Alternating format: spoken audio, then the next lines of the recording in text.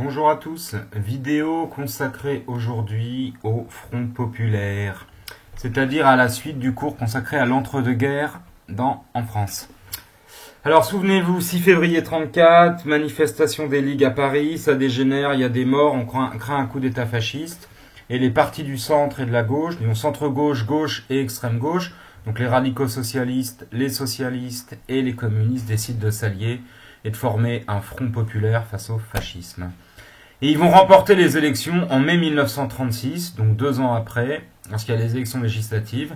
Et vous voyez, le Parti communiste a 72 députés, la SFIO, donc les socialistes, 147, et les radicaux et divers gauche, 167. Ça fait une majorité. Ils vont pouvoir gouverner ensemble. Alors le système à l'époque est très différent d'aujourd'hui. Aujourd'hui, pour vous, c'est le président qui a le plus de pouvoir en France, c'est vrai. À l'époque, le président n'a quasiment aucun pouvoir. Celui qui a tous les pouvoirs, c'est le Premier ministre. Et comment est-ce qu'on devient Premier ministre ? Eh bien, il faut avoir la majorité de l'Assemblée nationale derrière soi. Et ça va être le cas. Quel est le programme du Front populaire ? Eh bien, c'est simple, 3 axes. La lutte contre la misère, la guerre et le fascisme. Donc, il est contre la misère qui frappe à l'époque. Crise économique oblige, on a des millions de chômeurs en France. La guerre, on a le souvenir de la guerre de 14, le pacifisme.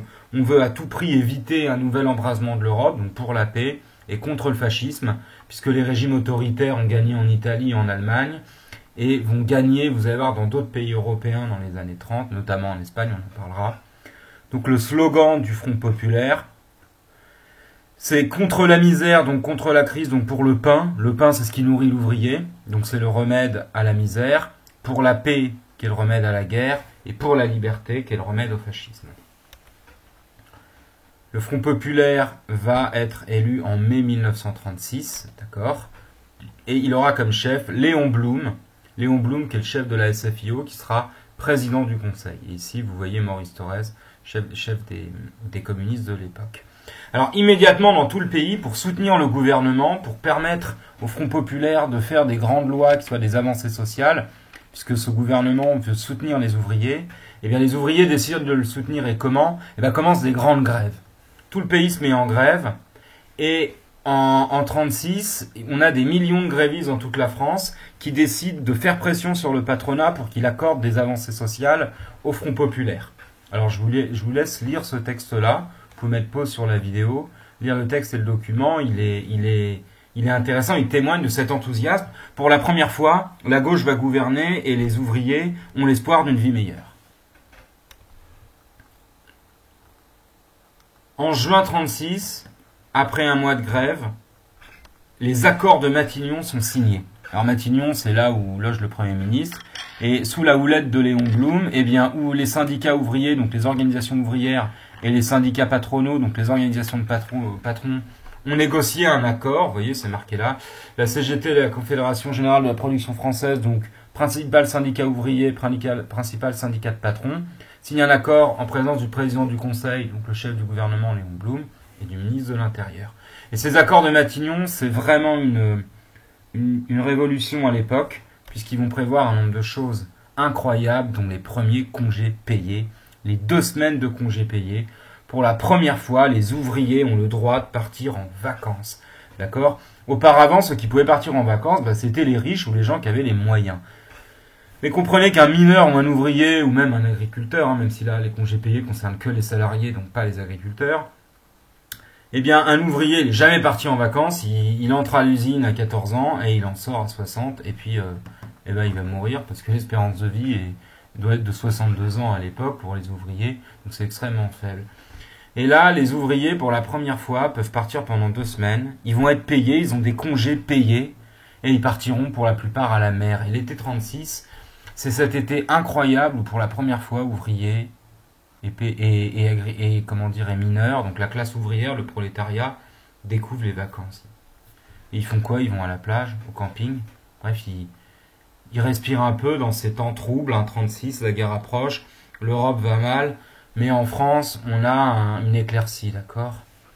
Alors cette éclaircie, elle va être quand même détestée par une partie de la droite française, qui va dénoncer 2 choses. Alors d'une part, on va reprocher, on va dire que le Front populaire est manipulé par Staline, puisqu'il y avait des communistes dans le gouvernement. Et ben on va dire en fait derrière le Front populaire, c'est les soviets. Attention, c'est les rouges qui tirent les ficelles, c'est complètement faux et idiot.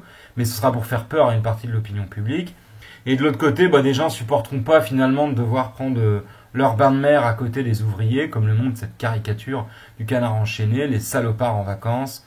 Vous ne pensiez pas que j'allais me tremper dans la même eau que ces bolcheviks. Sous-entendu, les ouvriers qui prennent leurs 2 semaines de congé, les premiers congés de leur vie.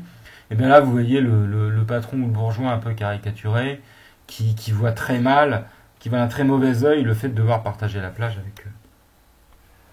Alors le chef du gouvernement, Léon Blum, va être victime d'attaques très personnelles parce qu'il était juif et donc une partie de la presse d'extrême droite va l'accuser d'être à la fois un juif, ce qui est pour eux un crime, et d'être le valet de Staline, comme vous le voyez sur cette caricature.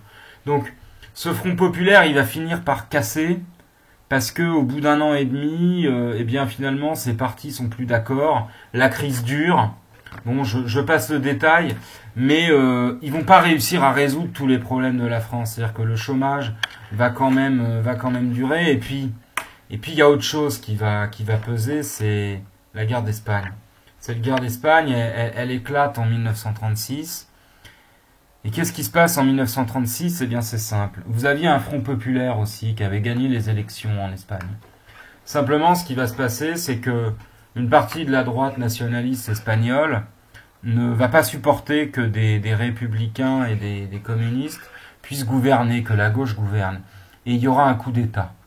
Ce coup d'État, c'est le général Franco, que vous voyez ici, qui va le mener. Alors, il sera surnommé El Caudillo, ce qui veut dire le guide. Le guide, c'est El Duce ou le Führer, c'est pareil. Alors, Franco était un dictateur, c'est pas Hitler ou Mussolini. C'est un régime autoritaire, c'est pas un démocrate, mais il fera pas basculer son pays dans un régime totalitaire.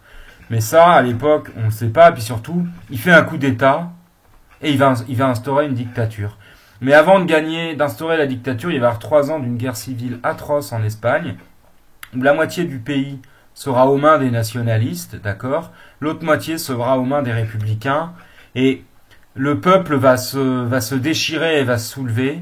On va s'entretuer, et pendant 3 ans, nationalistes et républicains s'affronteront, et ce sont les nationalistes qui vont l'emporter. Pourquoi est-ce qu'ils vont l'emporter? Eh bien parce qu'ils vont être soutenus. Soutenus par qui? Par Hitler et Mussolini, qu'enverront des hommes de l'armement. Et de l'autre côté, l'Angleterre et la France vont pas oser soutenir ouvertement la République. La République espagnole, elle sera soutenue ouvertement par Staline. Et en Angleterre comme en France, eh bien, on attend les gouvernements, on les attend au tournant en disant vous pouvez quand même pas soutenir un gouvernement qui est aidé par Staline.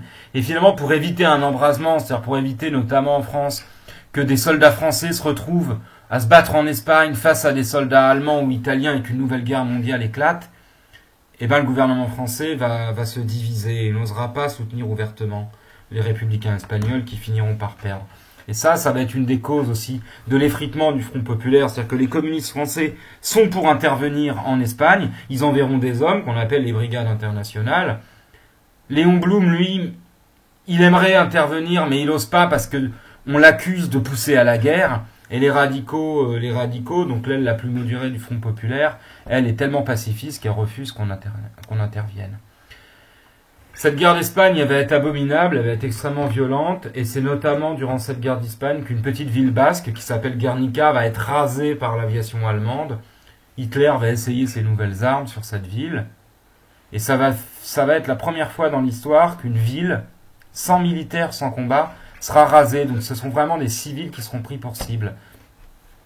Et Picasso va immortaliser ce drame dans un tableau qui est resté célèbre, Guernica, vous en avez peut-être déjà entendu parler, et qui résume le drame de cette époque, c'est-à-dire cette violence, cette guerre qui réapparaît en Europe. Et tout le monde comprend à partir de 1937 que les beaux jours sont finis et que la guerre arrive. Et ça, je vous en parlerai dans une prochaine vidéo, ce qu'on appelle la montée des périls. Et là, on va noter une trace écrite rapide sur le Front populaire, cette embellie qui malheureusement n'a pas suffi à résoudre la crise et à empêcher la guerre. Je vous remercie.